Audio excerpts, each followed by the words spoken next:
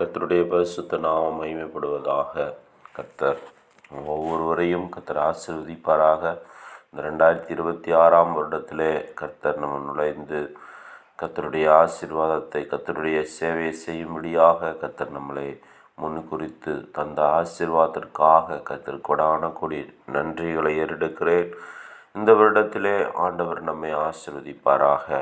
ஆதியாகமம் 28 15 வசனம், நான் உன்னோடு கூட இருந்து நீ போகிற இடத்திலெல்லாம் உன்னை காத்து தேசத்துக்கு திரும்பி வரப்படுவேன், நான் உனக்கு சொன்னதை செய்யும் அளவும் உன்னை கைவிடுவதில்லை என்று சொல்லி வாசிக்கிறோம். அதே போல புதிய ஏற்பாட்டிலே மத்தேயு எழுதின சுவிசேஷம் 28 20 இதோ உலகத்தின் முடிவு பரிந்தும் சகல நாட்களிலும் நான் உங்களோடு கூட இருக்கிறேன் என்று சொன்ன ஆண்டவர் இந்த வருடத்திலே தேவன் நம்மோடு கூட இருந்து நம்முடைய வாழ்க்கையிலே, நம்முடைய நிலைமைகளிலே ஒரு மாற்றத்தை ஏற்படுத்தி பெரிய காரியங்களை செய்ய போதுமானவராக இருக்கிறார்.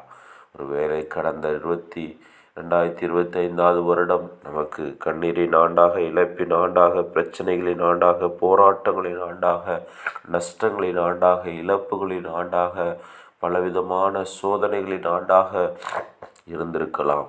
ஆண்டவர் இந்த வருடத்திலே 2026 வருடத்திலே எல்லாவற்றையும் மாற்றிப்போட வல்லவராக இருந்தாலும் நம்முடைய உண்மையின் நிலையை பொறுத்து நம்முடைய வாழ்க்கை அமையும். நம்முடைய உத்தமத்தின் நிலையை பொறுத்து நமக்கு ஆசீர்வாதம் உண்டாகும்.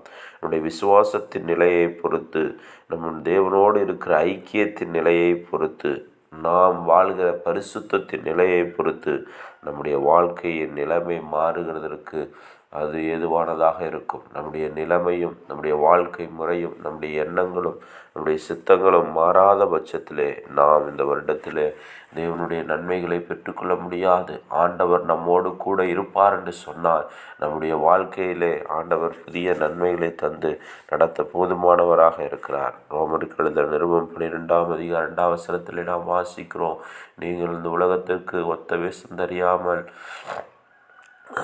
தேவனுடைய நன்மையும் பிரியமும் பரிபூர்ணமான சித்தம் என்னதென்று பகுத்தறியத்தக்கதாக உங்கள் மனம் புதிதாகிறதுனாலே மறுரூபமாகுங்கள் என்று சொல்லி வாசிக்கிறோம். நம்முடைய மனம் மாற வேண்டும். இந்த புதிய ஆண்டிலே புதிய நல்ல சூழ்நிலை காண விரும்புவது நாம் இயற்கையானது.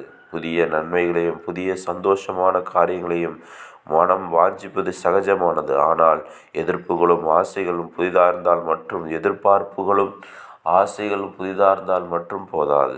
நம்முடைய எண்ணங்களும் நினைவுகளும் மனநிலைகளும் வாழ்க்கை இலக்குகளும் புதிதாக வேண்டும். நாம் பழைய பாதைகளில் பழைய வாழ்க்கை முறை தொடர்ந்து கொண்டே புதிய தேவ நன்மைகளை எவ்வளவுதான் எதிர்பார்த்தாலும் பலன் இல்லை. நாம் பழைய வாழ்க்கை முறைகளோடும் குணங்களோடும் மாற்றமின்றி தொடரும்போது தேவன் நம்மை புதிய நன்மைகளை காண செய்ய இயலாது. நமக்குள் மாற்றங்கள் ஏற்பட வேண்டும். நமக்குள் தொடரும் ஆகாத பழைய விஷயங்களை நாம் வெளியேற்ற வேண்டும். நம்முடைய பாவ சாயலான பழைய சிந்தைகளும் பழைய உணர்வுகளும் உருமாற்றம் பெற வேண்டும். நம்முடைய வாழ்க்கையிலே தேவன் புதியவர்களை காண செய்ய போதுமானவராக இருக்கிறார். நாம் புதிய நன்மைகளை காண வேண்டும் என்று சொன்னால் நம்முடைய காரியங்கள், நம்முடைய வாழ்க்கை முறைகள் புதிதாக்கப்பட வேண்டும். நம்முடைய சிந்தைகள் புதிதாக்கப்பட வேண்டும். நம்முடைய செயல்கள் புதிதாக்கப்பட வேண்டும். நம்முடைய வாழ்க்கை முறைகள் புதிதாக்கப்பட வேண்டும். நம்முடைய நிலைமை நாம் தேவனுக்கு உகந்த விதமாக நம்முடைய வாழ்க்கையை ஒப்பு கொடுத்து மாற்றங்களை ஏற்படுத்தும் போது இந்த வருடத்திலே ஆண்டவர் நம்முடைய வாழ்க்கையிலே நன்மைகளையும் ஆசீர்வாதத்தை தந்து நடத்த போதுமானவராக இருக்கிறார். அருமையான தெய்வ ஊழியர்களே, கர்த்தர் இந்த வருடத்திலே வந்திருக்கிறார். இந்த 2026 வருடம் நமக்கு ஆசீர்வாதமாக இருக்குது. இந்த வருடத்திலிருந்து கர்த்தர் நன்மையை தருவார் அப்படின்னு சொல்லி நாம் நம்பினாலும் விசுவாசித்தாலும் போதித்தாலும் நம்முடைய நிலைமையும் நம்முடைய சிந்தைகளும் செயல்களும் மாறாத பட்சத்திலே நாம் தேவனுடைய நன்மைகளை பெற்றுக்கொள்ள முடியாது. தேவனுடைய காலண்டரில் அவர் சொல்கிறார், 1000 வருஷம் ஒரு நாள் போல் இருக்கிறது என்று சொல்லி நாள் உண்டாகிறதுக்கு முன்னே அவர் இருக்கிறார். அப்படிப்பட்ட சர்வ வல்லமையுள்ள தேவன் நம்மோடு கூட இருக்கிறேன்னு சொல்லியிருக்கிறார். இதற்காக நம்முடைய நிலைமையை மாற்றுகிறதற்காக, நம்முடைய சுபாவங்களை மாற்றி, குணங்களை மாற்றி, சிந்தைகளை மாற்றி, செயல்களை மாற்றி தேவனுக்கு ஏற்ற விதமாக, அந்த உலகத்திற்கு ஒத்த வேஷம் தெரியாமல் தேவனுக்கு ஏற்ற விதமாக நாம் மாறும்போது கண்டிப்பாகவே கர்த்தர் இந்த வருடத்திலே நமக்கு தேவையான நன்மைகளையும் ஆசீர்வாதத்தை தந்து கண்டிப்பாக வழி நடத்துவார். கர்த்தர் அந்த வார்த்தை மூலமே ஆசீர்வதிப்பாராக. ஆமென்.